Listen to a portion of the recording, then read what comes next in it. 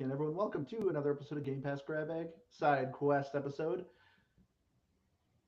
I lost my train of thought there. Hello again, everyone. Welcome to another episode of Game Pass Grab Bag Side Quest, your weekly podcast reviewing games from the Game Pass collection, and in this case, some free-to-play games. I am the Iron Man of this episode, Andrew. With me are Luna Snow, Aaron, Hello. and our invisible woman, Keith. He's not here yet, so that's what he's getting. He's taking his sweet time. So me and Aaron decided to start recording early. But yes, we played Marvel Rivals. And yes, before people get up at us, yes, it's not on Game Pass, but it's a free to play game. And we've been playing a lot of it. And we were kind of like, oh man, we really need to cover a game this week. Well, let's just cover this. It's either this or nothing. So everyone has access to this. So we figured people would at least want to hear our thoughts on Marvel Rivals. But before we get into the episode, just some quick housekeeping. Make sure you join us on our Discord or our YouTube or Facebook, our X. We live stream these, so we love to have people come join us, talk to us. I'll have the link tree in the description. Just click on it. You can find the links to all of our stuff, to all our different channels, to whatever you prefer to watch us on or listen to us. Greatly appreciate it. But yeah, check it out because we always love having you guys on there.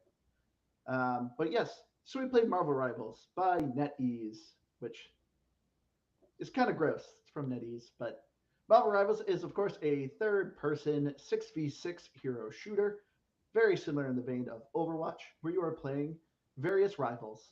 I'm just kidding. You're actually playing various Marvel heroes or villains as they basically do hero shooter objectives, as very much like Overwatch. So you got your typical domination game modes, convoy push modes, and some team deathmatch modes. But yeah, Aaron. So and when Keith gets here, we're first going to say we are all big Overwatch fans, or I should say, were. I don't know how you feel about Overwatch right now, Aaron. I mean, I'll still pull it up from time to time, but in its current state, it's pretty awful. It's pretty awful.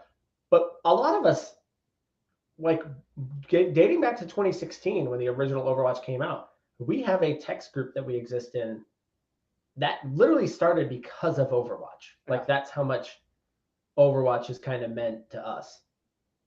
I know that text group is still going strong after all these years. It's still going strong. Not a whole lot of gaming happening on there anymore, but there was a time when it was almost every night around 7:00. There would be at least 4, if not 5 of us on there playing. Yeah. Overwatch. We could never get that sixth number. No, and I remember. Well, then eventually, they didn't have 6; they had 5. Yeah. But we played a ludicrous amount of hours on that game, and that was even before the ranked mode came out. And then I think once ranked came out, it just kind of like upped it up to a new level. Yeah, so that 2016, 2017, around that 2018, maybe around those 3 years was probably dominated by just Overwatch. Which is crazy to think about because Overwatch, when it first came out, was a paid game. Yeah, and $60. You can't do that anymore. Like, games keep trying to do a paid. Like, anytime of these hero shooter multiplayer games, like most recent was Concord, and that just burns. Like, you got to go free to play. And so, surprisingly, here comes Marvel Rivals. Here's a great question. And I like how we even started talking about Marvel Rivals. But I know. The hero shooter space is kind of fascinating to me because Overwatch came onto the scene in 2016 and it was Game of the Year. Won awards left and right. Like it completely redefined a multiplayer genre at that point. And again, it was a $60 game when it came out, but it felt completely worth it. Now, a lot of people. It was like 50. It was maybe 50, maybe 40 or 60. Maybe it was 40. It was something funky like that. But here, like what's funny is let's fast forward to 2024 and Concord comes out. There's a lot of people that said that even if Concord was free, it was $40. Okay, even if Concord was free, people still wouldn't have played it. Yeah, people didn't play the beta. So, and there's been other hero shooters that existed. Why? Why is Marvel Rivals winning right now? Why is Marvel Rivals dominating right now? This is kind of what I wanted to do this episode. I wanted to have a discussion on this. I I don't know how to describe it. Like if I were to go fire up, which I don't mind playing Paladins, another free to play hero shooter, Yeah. by the guys who make Smite. Now, I could fire that up and I might have a little bit of fun, but it does not. What? Oh, I just realized, Aaron, your microphone's a little. I just realized your microphone. I'm pretty sure is off your webcam and not your actual. Oh, is mic. it? Yes. Why? Why? Oh, you're right. How did that happen? I don't know. It's because you replugged your mic in. But I can't switch mics. You're right. It's because I unplugged my mic so you could hear me. Oh no. Well, what do you want me to do? You can't redo it. It says on Riverside that I can't switch. I can mute, but I can't switch.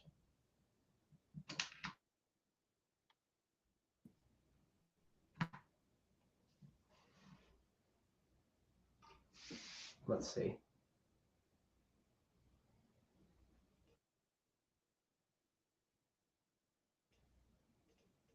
Yeah, it won't let me switch.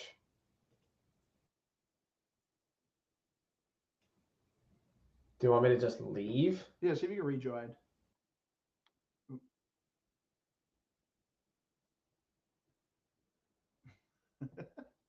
Now I'm gonna have to redo this whole thing. I just realized this microphone was terrible.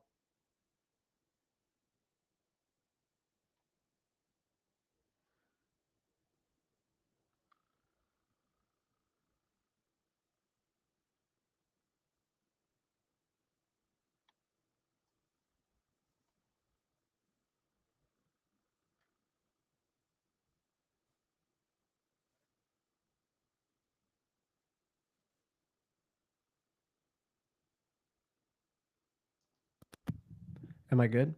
Yeah, there you are. Yeah. You know what happened? You want to know what happened? What? My mute button was pressed down. I must have pushed it when I. That was the problem the entire time. Well, But yeah, you were talking about Paladins, which I forgot about that game. I loved Paladins. okay. So Paladins was good. It was good, but it didn't hook you. It didn't. It doesn't have the same type of addictive qualities that Overwatch and now Marvel Rivals have. I don't know what it is. I cannot tell you what it is. I don't know if I know what that secret formula is. But when when was the first time you saw Marvel Rivals? Probably about a month ago. I've heard of it. I heard people talk about it saying like, "Hey, I've been to the beta. This is a pretty fun game. This has something going on." But honestly, I generally didn't look much into it. I as soon as I saw it, I was like, "This is Overwatch, Marvel, whatever." I'll probably check it out when it comes out, but I just didn't look much into it. So I probably first saw this 8 months, maybe a year ago. And my initial thought, and this was everybody's initial thought, was holy mobile game. And that's what that's what I thought too, because it's NetEase, and NetEase Yes. is Chinese kind of mobile So game studio. There's a whole other thing we can talk about with NetEase, the Yeah. guys that are actually developing this game, who are notorious for making free-to-play trash that they just destroy. They don't do anything with it. They're not a reliable company. So when I saw that, I said, "Oh, this looks awful." Then I watched people play the beta, and I said, "Okay, this doesn't look awful, but it doesn't look good." And you kind of get the sense when you're playing it, it's super weird to describe. If somebody comes and looks at Marvel Rivals right now, it's a mess to watch. There is so much graphics going on, just an unbelievable amount of lasers and effects and all this stuff happening at once. It is kind of a mess to watch, but when you're playing it, it doesn't feel like that. Like it doesn't feel like complete and utter chaos, even though it is. Yeah.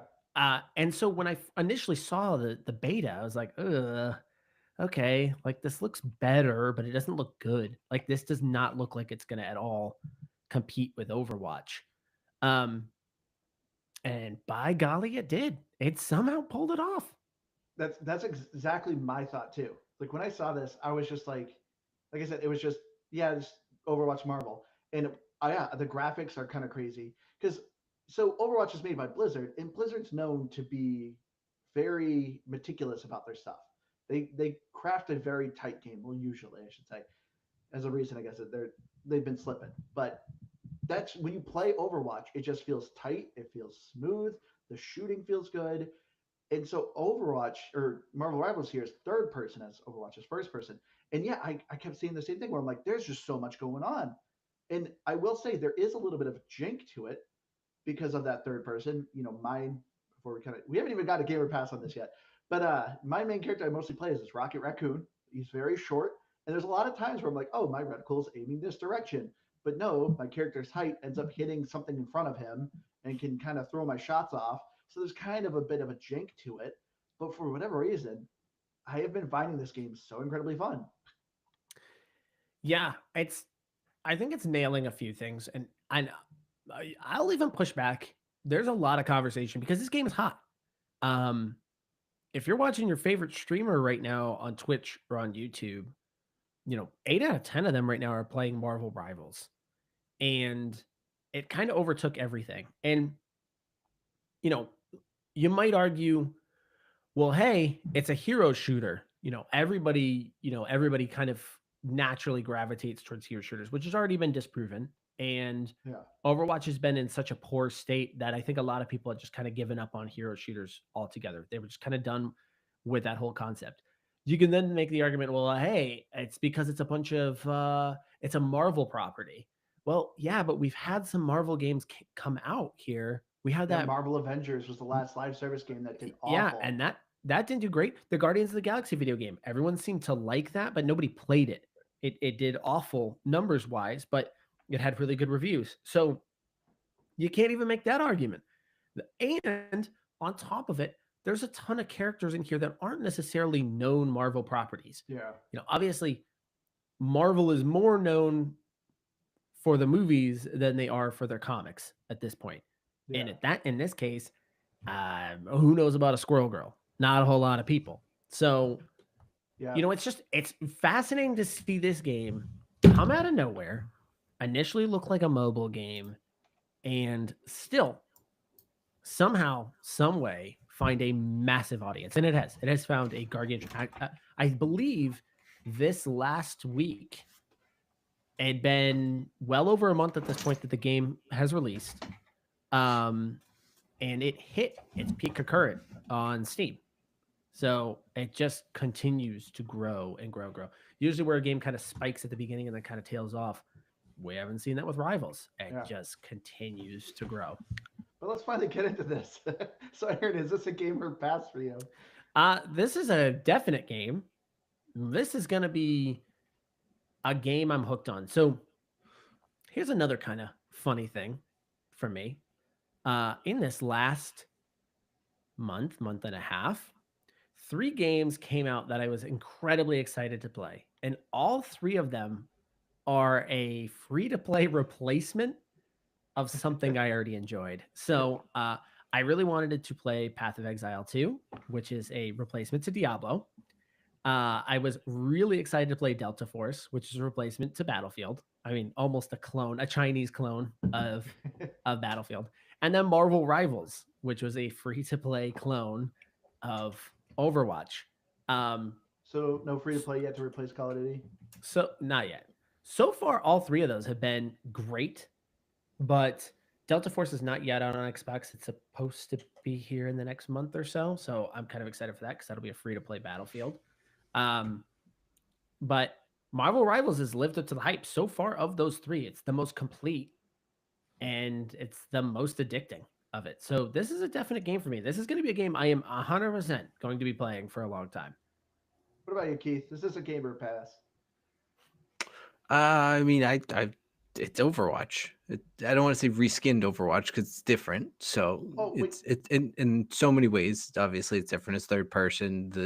The flow is different. The heroes, the way they build them are different. There's a lot of different aspects, and again, we're going to talk about that. But on its at least shiny coat of paint, it's Overwatch for if you've played Overwatch. So it's definitely a game in that aspect. Like I've got, like, I don't say it negatively to say that it's Overwatch. It just it's the reason that I like it. It's the same reason that I like Vampire Survivors and that Brotato and every stupid clone of it, whether or not I like them, they're all gonna like I'm gonna have some enjoyment. And I'm gonna play them in all levels. But Marvel Rivals isn't just a crappy clone or reskin of Overwatch. Is what I was also saying too. So, you know, a lot of more meat to it than that. But just in its purest and simplest, I mean, it's Overwatch with Marvel heroes. It's a really cool concept and it's a lot of fun. I forgot to ask you too, Keith. Is it Marvel like every other movie? Aren't Marvel movies like things you have never seen? Or did you actually finally get around to watching them? They were for many years. I had seen the Iron Man movies early on. Like I actually watched those at their semi outset. And then I just stopped watching the Marvel movies. It was kind of the same. But then my oldest, he got into it and we wanted to watch all of them. So we actually watched them in the like chronological order because they'd all been released at that point. Yeah, I figured if I was going to do it and they were all available to watch that way, it'd be more fun to do. Nice. So yeah, we brought it up the like the calendar of them and like watched them all chronologically. I think Disney Plus sets them up that way. Don't they have a chronological? They do now. This was we started it like towards the beginning of COVID, and they hadn't like gotten all hip with it yet. So, all right. Well, will also be a game for me. I don't know if I want to give a definite game because, like I said, there's moments of it where I'm like, there's things that kind of annoy me, some of the with the audio, and like I said, some of the fighting doesn't feel as tight as Overwatch, but I'm still having a very fun time at this game. So it is a game, but yeah. So I guess all of us are at least familiar with Marvel. I've at least read a handful of comics, and that's the other thing I want to ask: do you think this game also is so fun because it's Marvel heroes and you're aware of them, or do you think it's just at base a fun game? I don't think the Marvel has anything to do with it. Truthfully, it probably helps a little bit. It probably at least gives people an entry point. But truthfully, for me, that was actually an initial deterrent. This is why I thought the game was going to just be a cheap cash grab, because you're grabbing Marvel and then you're just going to find a way to monetize the crap out of it and just not make a good game. You're just going to just put a lot of slop out there. So for me, it was actually a deterrent. That's where I did not have a lot of hope for this. I will say the art style and the care for the Marvel characters is shockingly well done. Like, shockingly well done. Like, it's even when you're looking at the skins for the characters, I love that it shows you when that skin first appeared. So in some senses, it says Marvel Rivals Season 0 or Season 1. And then others, it'll say it showed up in this movie or it showed up in this comic at this year. Like, there was one the other day that I pulled up and it was like, oh, it was in such and such 1985. And I was like, okay, that is very cool. Like, that is a very cool way of saying we'll take care and we'll actually use the material that's there and create things from the material that already exists. To me, that's a very smart thing to do. But truthfully, for me, if these weren't Marvel characters, I think I would have been initially more excited.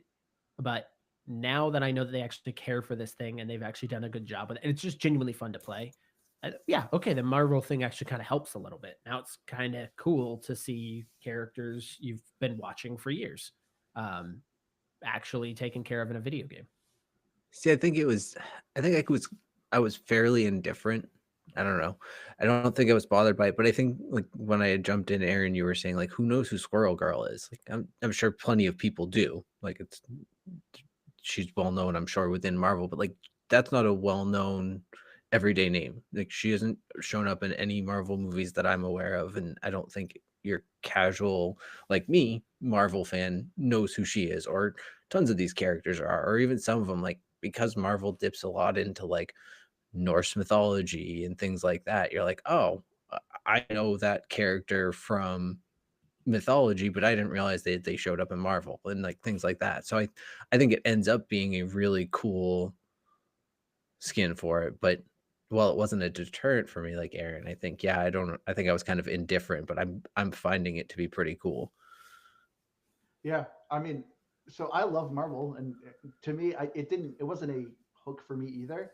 But I fully agree with you, Aaron. Like there's a lot that's in this game that isn't shown. Like it took me a while. I didn't realize that you actually level up the heroes and you have a ranking for a hero that you play a lot of. But yeah, any hero you go to, it gives a full dialogue of who this character is, their backstory, and then even too, they're doing events. Currently, as we're recording this, is a Fantastic Four event of them being introduced. But there's essentially a whole comic book series of telling a whole story with it and what's going on. You don't have to do it, but it is just a fun war thing. So this is definitely a game that is catered to a lot of lore and comic book nerds who want to learn and understand and get more in depth with these characters. It's not necessary, but it's cool. And that's one thing I think does so well between this and Overwatch, because Overwatch kind of had a universe at first, but it just was slowly built upon, but it wasn't super in depth. Then they came out with a comic book, but I don't think I ever met anyone who read the comic book. Any snippets of lore I learned was just from online of the few people that read the comic book. So it was just kind of hard to kind of piece together what was going on in Overwatch. But in this, it's Marvel and it's just telling stories of the characters, which I really love that they actually spent the time to do it. Well, I don't know, and I don't want to take away from the developers of the game by any means, but like Marvel is so like there's so much content to pull from that I don't want to say it's easy, because you obviously still have to do it delicately and you have to do it correctly, but at the same token, there's just vast amounts of contact. At this point, Blizzard is just scraping at the barrel to keep the story going. And again, for what reason other than to just still drive home that it's a hero shooter? Like that's the only purpose of the lore, is to just give some reason to keep adding new characters. Because if you don't at this point, I mean, even as someone who doesn't care about any of the lore, it would be kind of weird if all of a sudden they were just like, yeah, here's new characters and there's nothing about them. It would take away from the shine and like the whole presentation of how they do it, and it would just feel like they don't care about the game anymore. But they also could do it and I wouldn't care in the least at the same time. It's kind of a weird paradox. Yeah. This again feels like a moment where they could have just really just created a cheap version of a hero shooter. They could have done that, but there just does seem to be a little bit of a attention to detail and care. Even things like when you go to the character screen, not when you're selecting a character, but just on that main page. I love when you hover over the character. So before you click on them, see their lore, see their abilities, all this stuff, how they pop out of the page and kind of move with your cursor and stuff. There's little things that are just like, what a cool little added element to this game. Just a weird level of care from NetEase of all people. It's really bizarre. I did not think this would happen. Have they made any other games? They've made a lot of free-to-play trash. A lot. That they're notorious for shuttering their games pretty quickly. Which they've gotten sued before too for gross practices, haven't they? Yeah. So they're a Chinese-based company. So good luck writing free Taiwan in your chat, because that will not show up if you do that. Okay. That is bannable dialogue. It doesn't get you banned. It just doesn't show up. That's true. It just kind of blacks it out. So just something to think about. But yeah, it's shocking. Also, on top of it, so speaking of NetEase and their kind of slimy practices, another thing that is shockingly nice about this, I don't know if you guys knew this, the Battle Pass. You can just complete it whenever you want. It's doing the Halo setup where. Oh, really? Yep. It doesn't expire? No. Okay. They announced. Okay, that makes me a little happier, because I was going to complain about the Battle Pass, because the Battle Pass. Okay, first complaint are the currencies in this game. There's like 3 different currencies, and it's not really explained. I'm getting purple coins, I'm getting blue coins, I'm getting gold coins, I'm getting weird trinkets. I'm like, what is all this stuff that's happening? And they don't really explain it. Come to find out, purple coins are for the battle pass. Blue coins are like semi-premium coins that you use to buy skins in the store, which you can actually earn pretty easily in game. And then the gold coins are straight up what you spend money on, and that can be converted into blue coins, or you can use the gold coins to buy the battle pass. So it's very convoluted at first, but after a while playing with it, I'm like, okay. But what I hated about the battle pass is you can only get the purple coins to purchase things on the battle pass when you do missions. You get 3 missions a day and like 6 a week or something like that. You get some your weeklies and your dailies. But once you're done, you can't earn anymore until they get refreshed. So I was just like, this is annoying. Like this game is designed to just make me come every day. I don't want to do that. But now that you explained that it doesn't expire, I much more appreciate it. So Yeah. thank you for It doesn't that. expire. So here's what I think is odd. I don't know how this will work. So I bought the season 0 battle pass, which was basically half of a battle pass because it was a shortened season before they got into season 1. All of the purple tokens that you earned for that battle pass doesn't go over to the other battle pass. But I was like, well, how does it track where the purple ones are supposed to go to? My guess is you can buy multiple battle passes and you just collect purple coins and you can use to purchase things in the battle pass. I'm guessing that's how it works. So I could choose whichever one I want to grab items from. So if I wanted to go to season 0 and use that one, can you guys even see season 0? I don't know because I didn't think about that. I didn't know.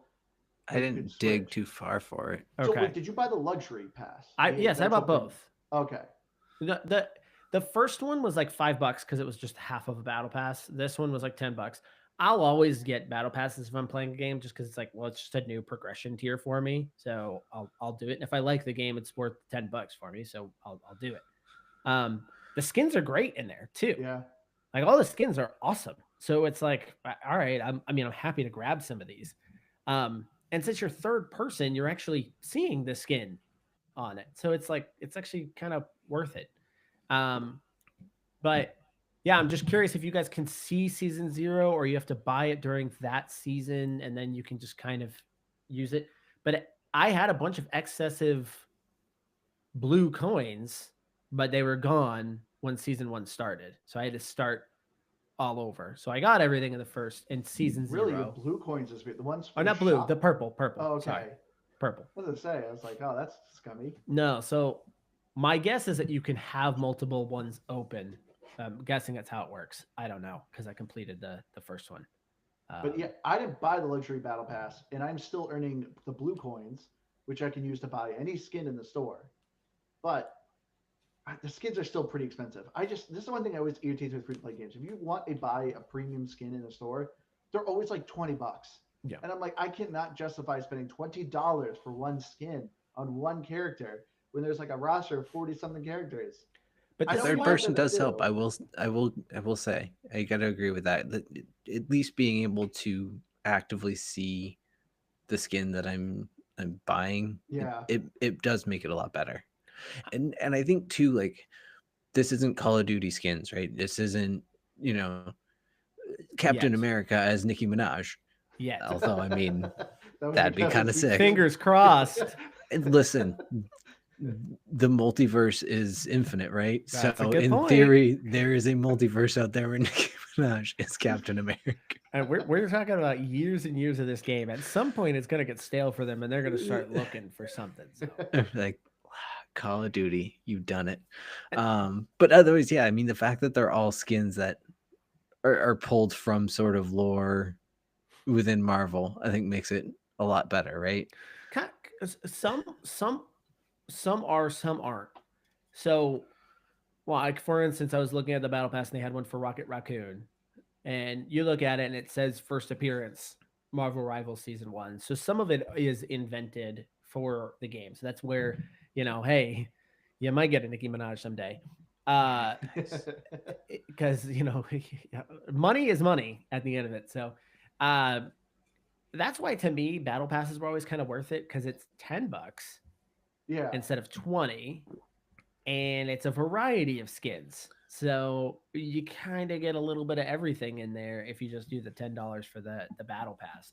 You do get some currency refunded to you. You do not get a full. I don't think you get enough for like a full battle pass in the next season. But you get a little something there back. So I have to buy the battle pass to use the currency that I'm getting to unlock things in I'm the assuming battle some of pass. those are free, right? I didn't look at it at all. In the I battle mean, like pass, I was there is the free battle pass. There's I think 2 skins that are free. All right, yeah, I know, and usually I know there's not. I mean, the free battle pass exists, which is nice, but you know, it's usually pretty limited. Now, can you earn currency towards buying it with the free, or No. only with the? Because I think you need gold currency. This is a mess with the currency. This is the gold currency. So if you buy the luxury battle pass, you will get 600 gold coins back. So it costs you 1,000, so $10 gold coins to buy the battle pass. You get 600 back. If you have the free battle pass, I think you get 200 gold coins for free. So you can do multiple seasons and eventually get a free battle pass, but you can eventually get one for free. Yes. Okay. I made sure I did all this homework beforehand because I am someone who always looks to hunt for a good deal. See, I didn't even look at it. I just went straight. Pass math. I went straight and bought it because I knew I was going to play it enough to earn it. Like I was going to get everything in there. So that's the other thing. So going back to kind of your original complaint though. So the missions are the only way you really progress your battle pass, which on its surface, I kind of hate that because which once again is a very Halo Infinite thing. Yeah, I kind of like just getting the XP that goes to a battle pass. Like I'm getting XP and it's also feeding into my battle pass. I prefer that. But at the same time, none of the challenges are like you're kind of just doing them. Yeah. I look at them. I never looked at them and I got all of them last night in one sitting. That's sometimes you'll have one that's like spray, do 2 sprays where I'm never going to use my spray. Yeah. So I'm like, oh, so as soon as I'm in there, spray. All right, done. So sometimes I'll go and look at it and I'll see something like that. Every once in a while there's one about like health packs or something like that. But usually if I'm playing a healer, I'm healing myself in that process. I'm not really looking for health packs often, but even then I'm naturally going to hit 5. So I can't even complain about those because they're not hard, but yeah, I'm still technically on page 1 of the battle pass because you just can't earn enough to complete it that quickly. So yeah, kind of a bummer. Would you be less annoyed? And I don't know if any battle passes do this even. If instead it was like, I don't know, split up into 18 weeks or whatever. I don't know what they normally are. I'm just going to say 18 weeks, but you could only unlock like a certain amount per week, but it was all XP based. So you'd basically kind of do the same thing, which, kind of max it out within the first 2 days, but have some progression you have to wait for, I guess. Well, no. It's all kind of doing the same thing. Well, exactly. And I'm just saying, like, does it give a different feeling if it does it that way? Because I don't buy really any battle passes. No, it wouldn't. To me, in my brain, both of those would feel about the same. Yeah. And again, I'm not necessarily bothered by this system because the missions are pretty simple. I would be a little annoyed if the missions really kind of forced me to have to play characters I didn't want to play. Yeah. And obviously you do have that in your like achievement section. There are like groupings of achievements in there and not like Game Pass or not Xbox achievements, but they're like in-game achievements. So, a lot of them are team up ones. Like as Wolverine, team up with Storm and eliminate 3 people. And so some of those, like obviously I do have to play as this character. Somebody else has to play as that character, but that's not this. This is just, hey, do X amount of damage, do X amount of healing. And they're all pretty simple to get done in a match or 2. And I appreciate that. Like I'm not going to complain about that. Yes, it's a limiting system. It's a little less rewarding, but at least it's easy. It's not forcing me to do a bunch of stuff I don't want to do. Especially in a game that requires team synergy. I hate when it's trying to force you into this thing that you're like, well, I can't play as a DPS right now because we've got 5 of them. So I gotta say, that's something I love about this, and this is where if Overwatch and Marvel Rivals are walking down a road holding hands, they went in completely different directions. It's like Overwatch has like synergies where people are like, oh, you got to play these two together because you can combo these two skills in a good way. Are they built for that though? No. Marvel Rivals has built-in actual synergies where playing certain characters, like I think one of them I saw for Thor was if someone's playing as Hell, I just immediately gain plus 100 health. Like Yep. That is an immediate bonus to doing that, and I think that that's just I love the idea of it, and it shakes things up, and I think I don't know. I like that there's, a meta. It kind of makes it a simple pattern, but I also think this kind of shakes it up a little bit, and it forces or opens the door, I guess, not forces, or rather than forces play. Yeah, there was me and Andrew were just talking about this because we were actually just playing right before we got on here and recorded. And one of the things that I really love about this, there's a lot of things that I love about this. And like I said, there's things that I can't put my finger on as to why this game is great. But I do have at least one theory as to why this game's working. But I'll get to that in a second. One of the things that's really working right now, though, is the meta's kind of fluid. I have seen games where people run 3 supports and you become crazy tanky. Like it becomes super hard for the other team to kill you. And you can pretty much stall them out with just 3 supports healing, either 2 tanks and a DPS. Well, I won a game earlier today on that. It was 3 supports. I was the only DPS, and then there were 2 tanks. And we were down 1-0. We came back and won 2-1. So I like that. I've seen people do the 2-2-2. That was kind of the classic look. I've seen a lot of now just 1 tank, and you either go and add an extra to support or extra to DPS. I love that exists. And we clamored when we were Overwatch players. We clamored and begged to the heavens that they do a role queue, because I hated the fact that I had to constantly fight with people just picking characters I hated. And this is where I think this game gets it right. They have no interest in doing a role queue. They're going to leave it up to freedom and you being able to kind of make your own choices. Which is very unchanged. But people are naturally clicking tanks, clicking healers, clicking DPS, and they're not all just going to one. I'll sometimes go in and I'm the last to pick, and I'm picking a DPS. That had never happened in Overwatch. When it was open queue, it never happened.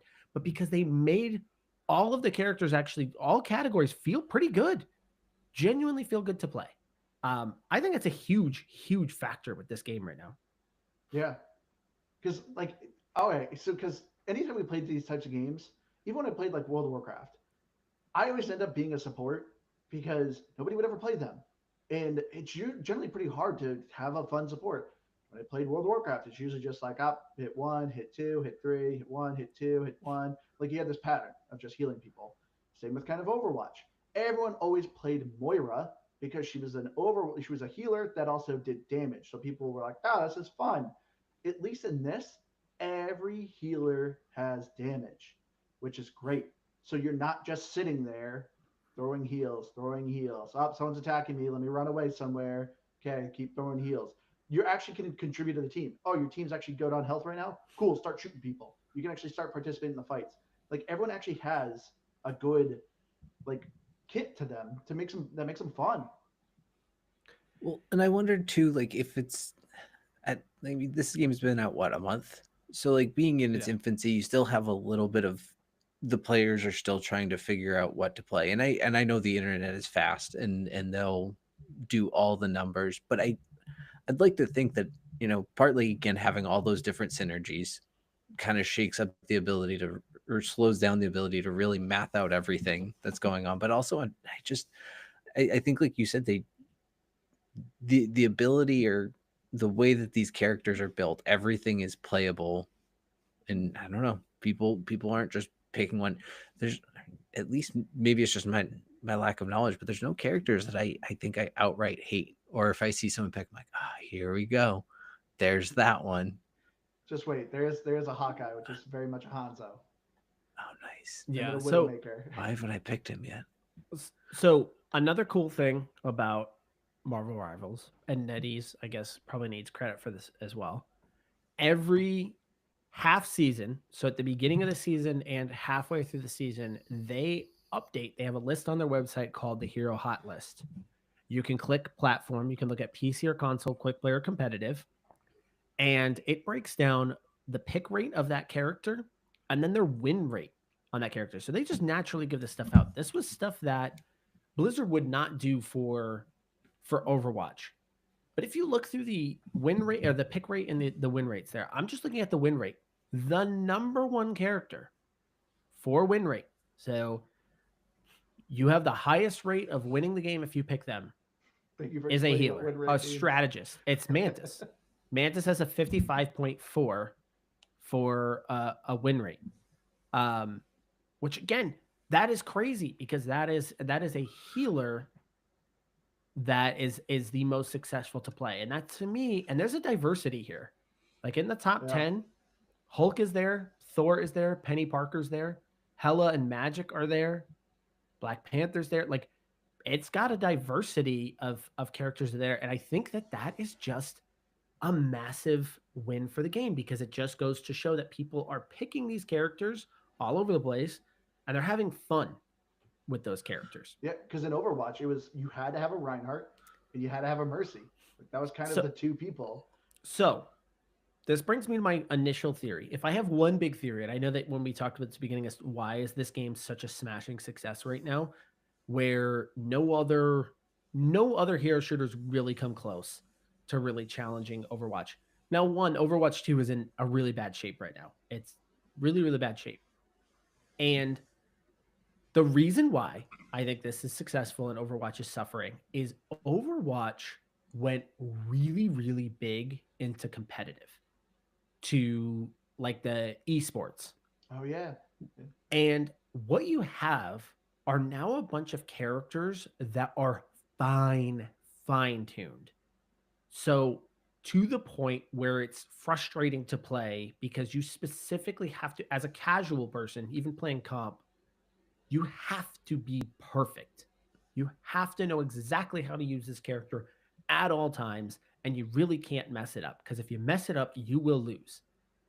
Where Marvel Rivals is just like, hey, you just want to have fun and just feel pretty powerful no matter who you're playing, go ahead.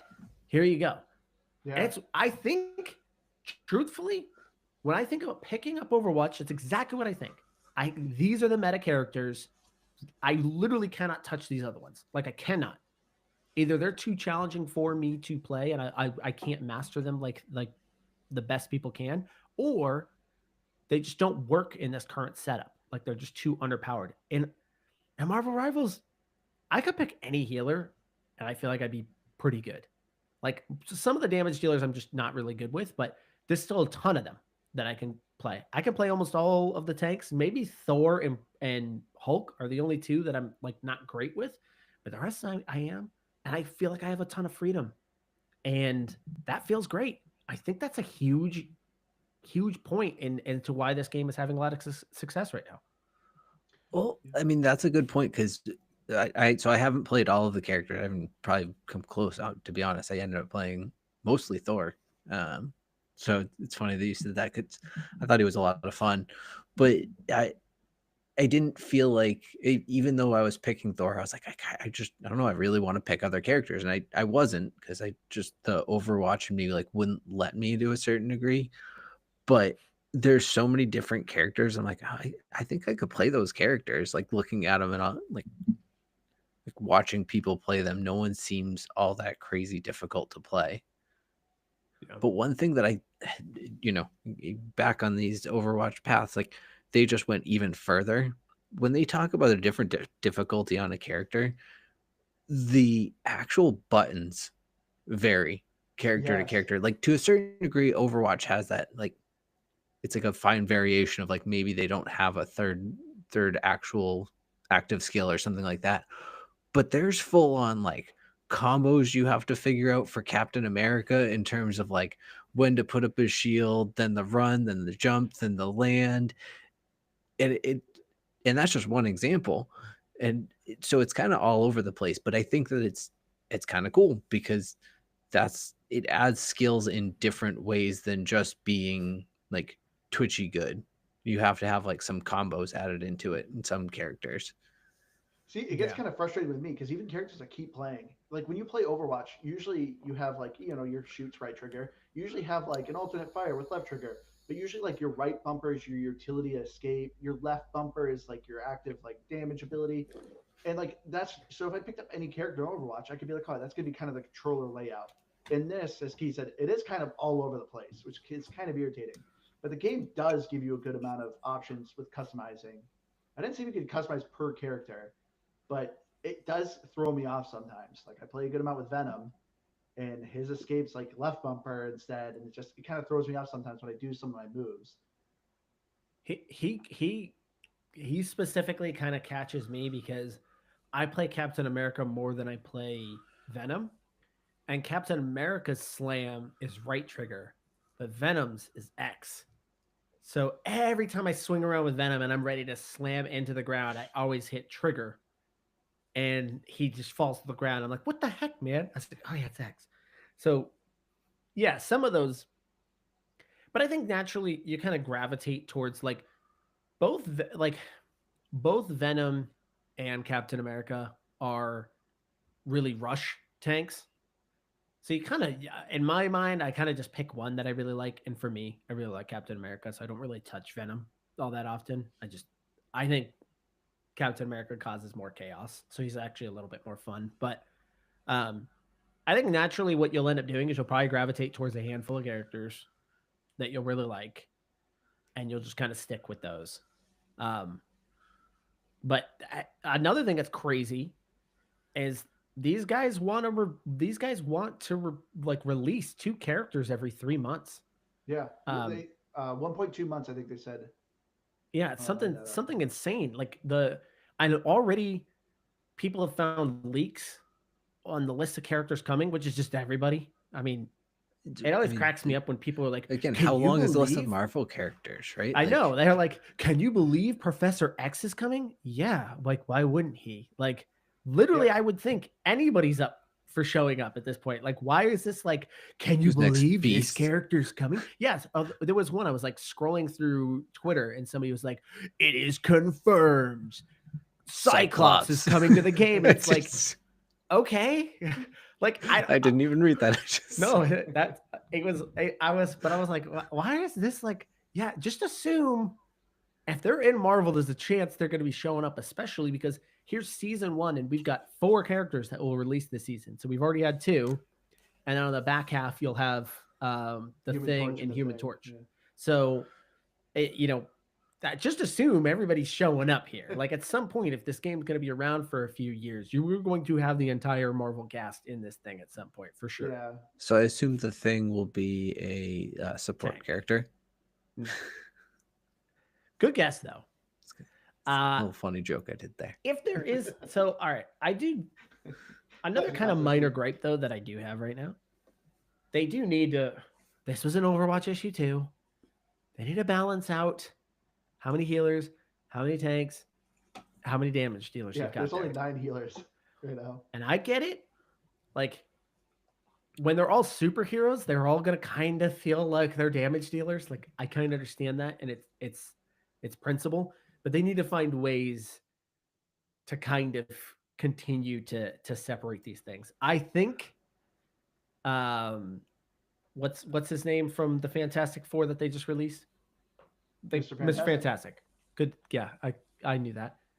They probably should put him as a tank. I thought he was gonna be a tank. It kind of looks like that's where they were leaning. And he's kind of a little bit of a hybrid because you'll notice when you're fighting him, he has a lot of sustain. He kind of lasts a long time. They probably should have done that. They probably should have had 2 tanks, a healer, and a damage dealer. Like I think that would have been a little bit of a smarter layout here, but we'll see how this thing plays out. We're so early. It's just season one. I was kind of surprised on who they had for some of the healers though. Like Rocket Raccoon was not one that I thought was going to be like a healer, or it's a clever implementation of it though. Yeah, and I'm not disagreeing with Like, it. I'm just that's what I'm saying. works.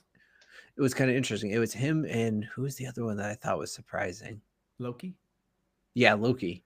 But again, kind of makes sense. Like I can see it, but I didn't expect to see Loki there. I would have expected him as a damage dealer. And see, I was thinking this the other day because I was like, well, if they were to rebuild this game, who should they have moved? Like, who would have made sense as a healer? Like, I was looking through the damage dealers, and I was like, man, I don't know. But then I was like thinking of Rocket Raccoon, and I was like, well, heck, I mean, they made it work with Rocket Raccoon, who's not a character that seems like he'd be much of a healer. But you're like, oh yeah, he would have the gadgets though.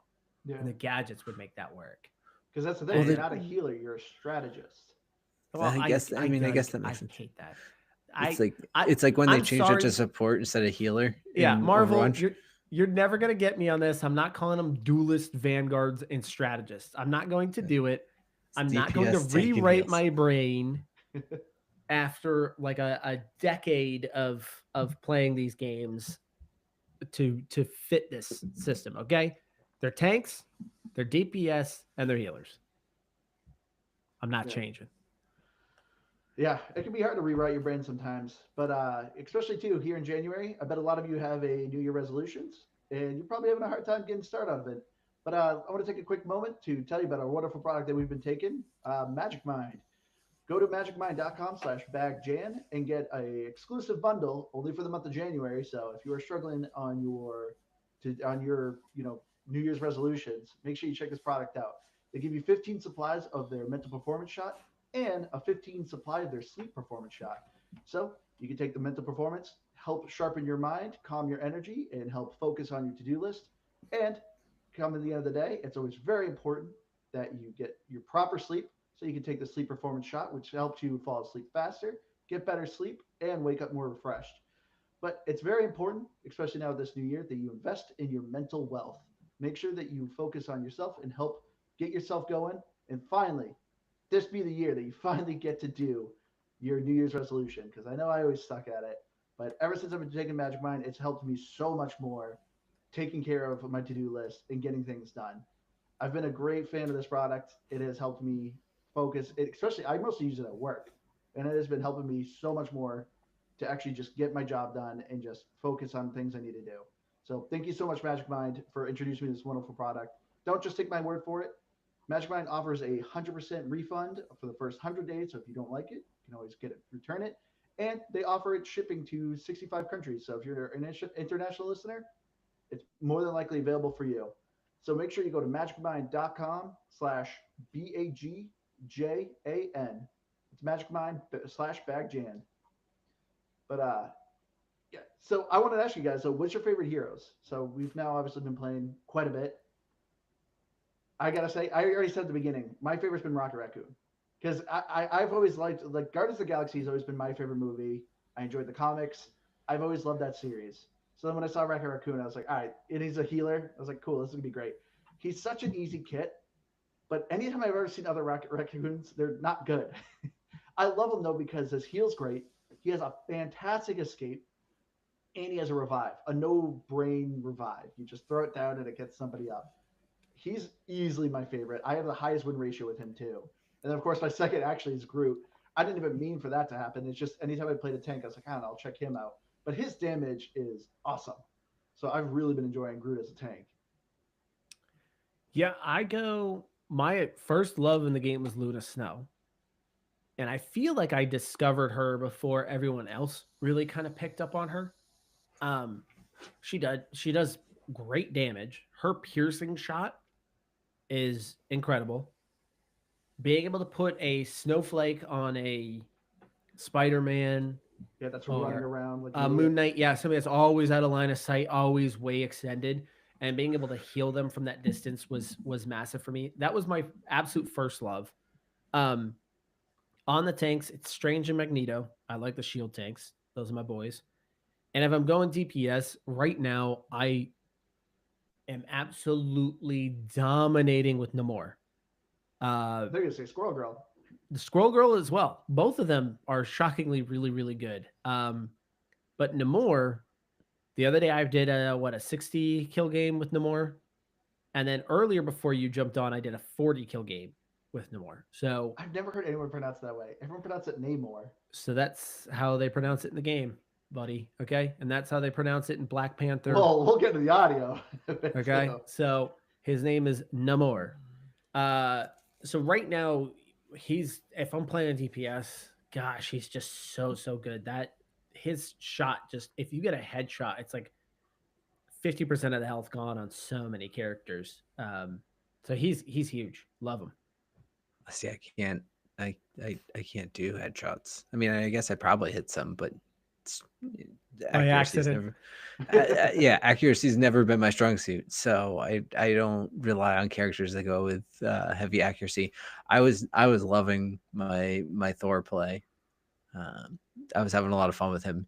He's a divey tank too. Like he can just jump into a fight, and if they're all grouped up, he can really do some massive damage. But he's a lot of fun. I was liking Cloak and Dagger. She's a little bit, or she and he. They are. There's two of them. So. Yeah. But anyways, thank you for clarifying. Thank you. I don't know. Cloak and Dagger. Yeah, there's good point. I don't know, but Cloak and Dagger is a lot like Mora. It's like a slower switch, but they make it much more fun to play.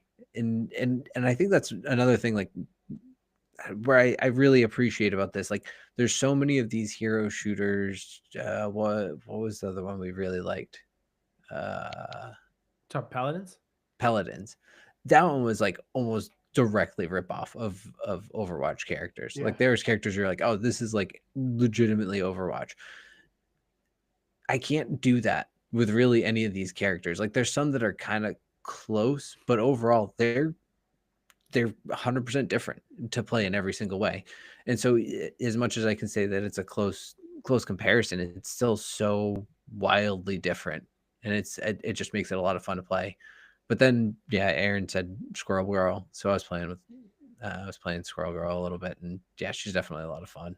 It's especially if you have like a dumb team, which playing in these bronze levels, I definitely get some of that. And yeah, everybody they just funnels into a group and just herds right at you. You're like, okay. I don't really have to try. I'm just gonna just sit here and just throw grenades into this section and win.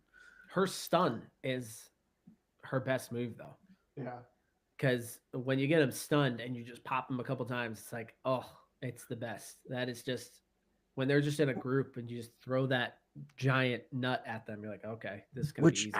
I know every hero shooter, like obviously like read the tooltips or the descriptions on the characters, but they do like this one's so important. Like I said again, because everyone is so wildly different and has all these varying levels of skills. But I think you pointed out, Andrew, I don't know if it's on the main menu or wherever, but they give you like built-in videos and like how to use the skill as well, combos. Right? Yeah. So it's like it's important to read it because they actually show you how to use it too, not just like, hey, here's a description of it.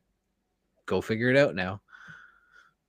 Yeah, which Overwatch did too. Well, Overwatch didn't have the suggested combos. That's what I mostly like because all these heroes have a star rating for difficulty, 1 for easiest, 5 being the hardest. And yeah, so some of them are just like, man, how do you do this? And you look at the suggested combo, it's like, oh, do this ability to get into there, to activate this, which then can do this to reduce damage and do this. And it's like, oh, okay, that's cool. And it's impressive. Yeah, because this roster is huge. I will say this is the thing that first turned me off is because whenever you get into a hero shooter or a MOBA, anything with a lot of characters, as a newcomer, it's just a lot. People are shouting, things are exploding, and you're like, what hit me? What killed me? I don't get what's going on. And this game did suffer with that at first. When I first was playing this, I really wasn't digging it because of that. But obviously, if I put the time into it, I feel like I could pick up and kind of get it and get going and understand what to avoid and what to seek. But it's daunting at first. Because it's not like, because a lot of these people, yeah, if you watch the movies, you can get an idea. Thor, he has a hammer. He's probably runs around bash people with. But then you get someone like Magic, and you're like, oh, and she's a girl with a sword, okay. But then she's shooting teleports everywhere and jumping around, and you're like, what is this? So this game can be super daunting at first. But I'm also curious. So you're saying a lot of these heroes are different from Overwatch, but the thing that is straight up Overwatch is the lack of variety for maps and gameplay. Do you think that hurts this game at all? Because it was kind of disappointing to be like, okay, I push a payload, okay, I capture a point, and that's it. And like that's what I heard a lot of people complain about with Concord. They're like, this game is fine, but it adds nothing new. And that's why I'm surprised with this. It doesn't really add much new besides new heroes. I think more so it adds new in, or what it doesn't do well is map rotation. At least not in quick play. I don't know if it's better. I didn't play enough comp to know if it gets better there. But we would play the same map like 3 times in a row, and sometimes like on attack 2 times in a row. And you're like, I don't want to do this again and again and again. So I think it suffers in that way. But that's something it's hard because I think Overwatch dropped with what, like 10, 12 maps or something, if I remember. I don't remember, man. But all that to say, half those maps are gone now in Overwatch. Well, and that's why it's hard to say too. But I guess where I'm going with that is that, maybe I'm trying to give it a little bit of grace in having a fewer map count with it, because the modes are like, so you have the capture and then transport. That's straight up the same. I guess it's more the Overwatch had 12. Okay. But was there any like modes that weren't in Overwatch? Okay. So Overwatch did have another mode that sucks so bad people stopped doing it. Do you remember? And I'm kind of bummed about that. Well, I mean, I guess I'm not playing Overwatch. Maps. But yeah, I know the like Temple of Anubis and stuff like that. Yes. So you capture the first point, and usually the attacking team has the closer spawn for the first point. After you capture it, you then go to the second control point, which the defense typically has the closer spawn point there. So that was a mode they got rid of in Overwatch 2.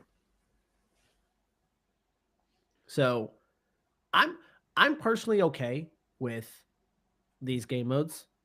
Maybe because they're just familiar to me and I like them. I would venture a guess that as time goes on, they will likely evolve some of these game modes and come up with some new modes. Obviously, Overwatch has the tug of war now, which is fine. I don't hate or dislike them. I don't think they're much more different than just kind of the payload modes personally. But here's the thing though, right? Like with every passing Call of Duty or any first person shooter like Call of Duty, no one's clamoring for like, oh, they didn't reinvent team deathmatch or they didn't reinvent capture the flag. Like, why does a hero shooter have to do that? Why can't these just be? Battle royales are dying now, Keith, because no one's. But that's the same thing. Even with battle royales, like there was none that were really like, oh, we've turned battle royales on their head. It was just kind of like, which one did you like the most? There's maybe 2 trains of thought here though, because there are people that complain about that in Overwatch. However, in Call of Duty. However, those are typically casual players. Casual players kind of like a diversity of modes. And competitive modes, those have been pretty much the standard for years. So in the CDL, the Call of Duty League, that plays the same types of modes. So to me, on this surface, even if you're playing quick match here, it's a competitive game. So you kind of need to have a winner and loser set up there. And I'm and that's where I'm just kind of like comfortable with where it's at, because it's something I know how to do. We've been doing this since 2016. But my guess is you come back here in 2 to 3 years, you're going to probably have an additional 2 or 3 modes in this game by then. All right, but we need to move along because we've already been going a long time. I want to talk about my real complaint, and that is the audio. This game has so much chatter that it gets really annoying. I looked through the options, and there is ways to turn down some of this stuff, but I don't think I can like completely turn it off. Because, oh man, so I play a lot of Raccoon. he says like 3 lines over and over again. You know, I'm flarking helpful and don't mind me, I'm dying over here. I hear that a dozen times each match. What's also very annoying is when I'm healing people, the people I'm healing are telling me I'm healing them. And I'm like, I don't need that audio cue. Thanks for the heals. I don't need heals. I'm so good. And it's just like, okay, you can stop talking to me so much. I get it. I do like, though, the audio is very clear with the alts, which is very helpful because some of these alts are really crazy, like Scarlet Witches, which we were talking about earlier, or like Jeff the Shark, you know, he's going under, but you can't really see him, which is annoying. But I at least like the audio of the important stuff, which is very clear. But also, too, the voice acting is kind of all over the place with me. I don't know. I think the voice acting is pretty good. It took me the longest time to figure out what Scarlet Witch was saying. It's just what I kept hearing. No, and same with, you know, Star-Lord. I'm gonna put that on you. Those have never not been clear to me. Never, not once. And like the other day, you were like, "Wait, is she saying pure chaos?" And I'm like, "Yeah. How did you not know that? I've heard that clearly every single time." And you were like, "Star-Lord says legendary." And you're like, "It sounds like legendary." No, there's clearly an R in there. He clearly says legendary. And even when you said that, I listened to it like, does it? And I heard, I was like, no, I hear the airy at the end. What is he talking about? I'm thinking this is more on you. Because I have never once been like, what was that line? What were they saying? I will agree with you. There is a lot of chatter. Yes. And there's probably a decent amount of chatter at Overwatch that I've probably just drowned out through the years. But I think you actually brought up a pretty decent point. I think there's a lot of chatter for things that doesn't need to be chatter. Like, I get my character maybe saying a thing here and there, but people letting you know that you've healed them is a pointless cue. Yeah. Like, I don't ever need that cue. I can see their health. Yeah. I am aiming at them. I am actively healing them. Somebody always makes a comment whenever they killed Namor's squid. That's sushi today. That's fish food every time. And I'm like, I killed the spider nest. It's like, I'm sure the thinking is, so they've got the voice acting cast is all a who's who in voice acting in video games right now. So they did not spare on that. They got everybody. In fact, some of them I think were original voices from cartoons that they brought back. Really? So I want to say the Spider-Man had previously voiced Spider-Man before.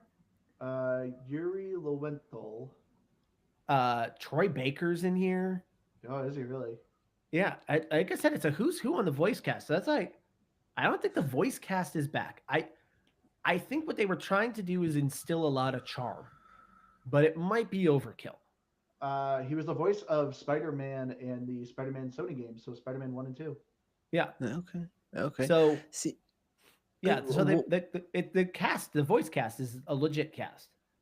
I think one of the best things though that they could add if it would be doable, and it's funny because I think I went years without noticing this. It was you, Aaron, who had pointed it out. Was that in Overwatch having, like, if you had a diva on your team and an enemy diva, the voice line for the enemy diva and the friendly diva casting an ult were different. And it's not in Marvel Rivals. So if you have two Penny Parkers, you just hear it's spider time and hope it's our spider time. Yeah. So I would appreciate if they could just add that. But otherwise, no, I do like some of the intro lines. Like Overwatch does this, you know, you said the banter between the characters. There was one with, I think it was Tony Stark or Captain America or Iron Man and Penny Parker, something about who had a better suit and something like that. So like, I don't know, like that stuff's kind of cool. And I think that's where, like you said, I agree with you, Aaron, where it's, you know, a little bit of charm of having some fun Marvel interactions like that. But there's also a lot of just yelling all the time, everybody. You were not kidding, Aaron. Yeah. This voice cast is impressive. It's literally like everybody in gaming voice acting is on this game. It's crazy. Yeah, Troy Baker, Nolan North, Fred Taskiori, Josh Keaton, who does Iron Man. Yeah, did Iron Man in the previous one. He also did Captain America in the X-Men '97 TV series. Yep. And the girl who plays Magic, Abby Trott, is a voice actress for Momo in Dan, which is I've been loving that show. That's been one of my favorite animes right now. Yeah, these people all have a pretty huge pedigree in voice acting. Yeah. So this is why I don't want to take a shot at the voice acting. I actually think the voice acting is very good. There's maybe a little bit too many cues. The implementation. Yeah. Of it. Yeah. But graphically though, I gotta say I love the designs of the characters. I think the level designs is probably the weakest.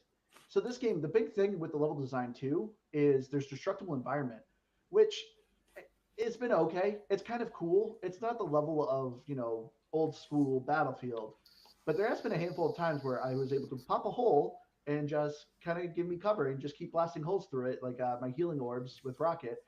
But I mean, it's at least a nice change of pace of having at least some destructibility. I would like to see them implemented a little bit better. But oh my gosh, I know we're already talking too much, but what I do love about this game, with the map design, I don't think the map design is crazy good. You usually just have a couple lanes, but if you've played Overwatch, you could have a dozen lanes. Everyone just goes down the middle. That's unless you're in a coordinated team, you're going down the middle. But with implementations of some of these characters, specifically Doctor Strange, of being able to create a backdoor anywhere is really cool. But I will say, to me, the overall though, getting back to my point, I think the graphics are fine in this game. I like the character design, and as you said, Aaron, the skins and costumes they have coming out, inspired by real comic book stuff, is pretty awesome. Yeah, I think at worst, there's a couple of times where I felt like there'd be like breaks in the graphics, like in terms of, I don't know if tearing's the right word, but like, oh yeah, like there are certain points where the graphics have issues, I noticed, but it was nothing that ever impacted the gameplay. And then overall, there's a weird,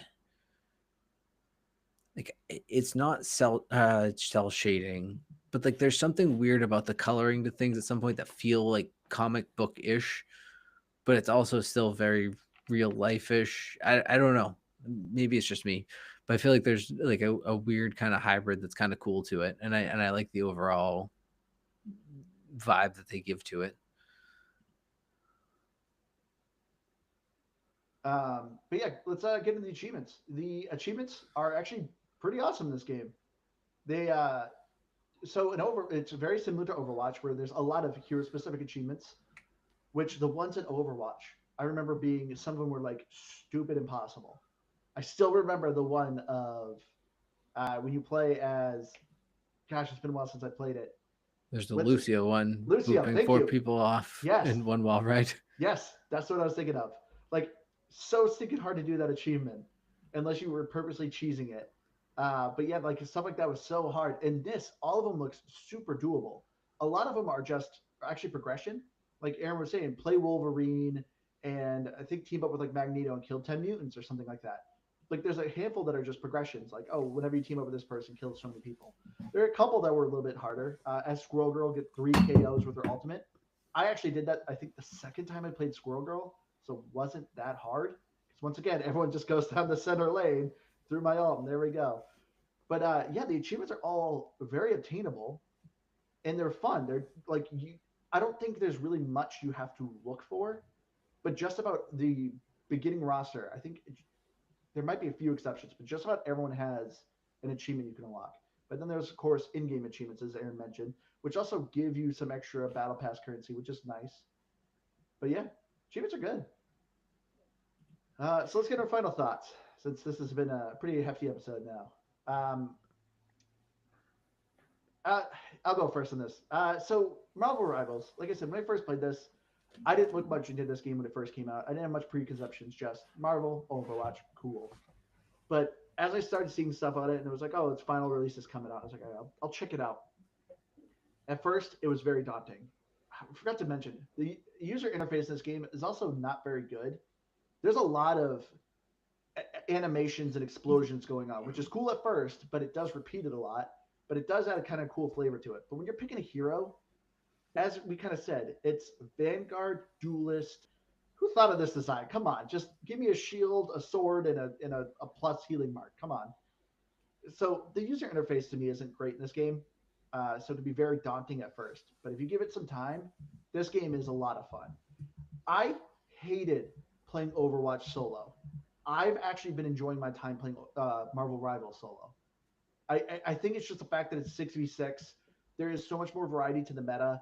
Every hero is just fun to play. I don't feel bad that I'm like, crap, I have to go as the healer. I have to go as the tank.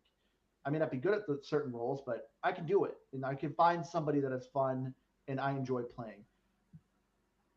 And surprisingly, this game isn't gross with its monetization. I'm giving it a 90. I think it's a lot of fun. I hate the audio. This is a game I'm going to be hooked on for a long time. This is my type of game that's just easy to pick up. I'm going to like grinding rank and basically being stuck in gold forever.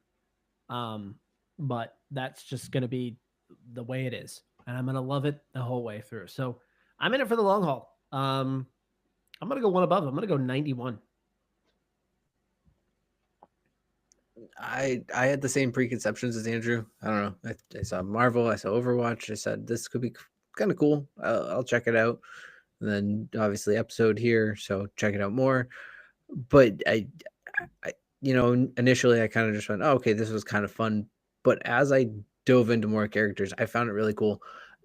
Just a really one-off, but just a huge difference. At least if you haven't played this and you're looking at it from the Overwatch, you carry over your skill, like your skills. So if you have your skill ready, your ultimate ready, you get it for the second round. It's just a weird thing. I don't know. But I thought that was cool. There's just so many little things about it that you're like, oh, this isn't Overwatch. Like, I know what I'm doing because of Overwatch, but it's so much different. And it doesn't just hang on the Marvel aspect. And I think that that's what I can appreciate the most about it, is that they weren't just like, hey, it's Marvel, you're going to love it. They actually put some good thought into the gameplay and the design behind it. And I think that that's pretty awesome. Yeah. I want to say 92 just to, I don't know, but no, but I'm going to say 90. I think 90 is good. All right. So there it is. Overall, I guess really like Marvel Rivals. So thank you all so much for joining us. Please make sure you go to our link tree. The link will be in the description. Come join us on our YouTube, or Facebook. We live record just about every Wednesday. We're usually around 8:30 EST, but our times kind of flux a little bit. But come join us, say hi, join our Discord. Me and Keith are pretty actively on there. Love getting feedback, live feedback from people, especially for some upcoming games that we possibly won't record or do. So thank you all to our wonderful Discord members. We love talking to you all. Thank you all so much to our wonderful Patreon members who keep us going. You guys have been a huge support and big help. Thank you again, Aaron, for joining us. But I've been your Hardcore Gamer Stan. You can find me on Xbox Live, Firebird0952. But yeah, Aaron, thanks for joining us again. You've been a big help with this podcast. Thanks for having me. I've been Keith, and I showed up. I made it. Yeah, a little late, but you were here. All right, everyone. We love you all. We'll see you again next week. See ya. Bye. I still instinctively go to end my recording, and we've been on Riverside for how long now? Yeah. All right. So what do we want to do next week? Do we want to do a PC game, Keith? I figure if we do a PC game, we could do StarCraft 2. If we don't want to do that, let's do Stellaris. Stellaris is still on Xbox? It's been, I think, the next to City Skylines, it is the longest Game Pass game on Game Pass. I know I at least, I don't know, maybe an hour of it tops, but I know I at least tried it at some point. But yeah, we could do Stellaris. All right, let's do Stellaris next week. All right, I'll download. All right. Sounds good. See you guys. Nice. See you.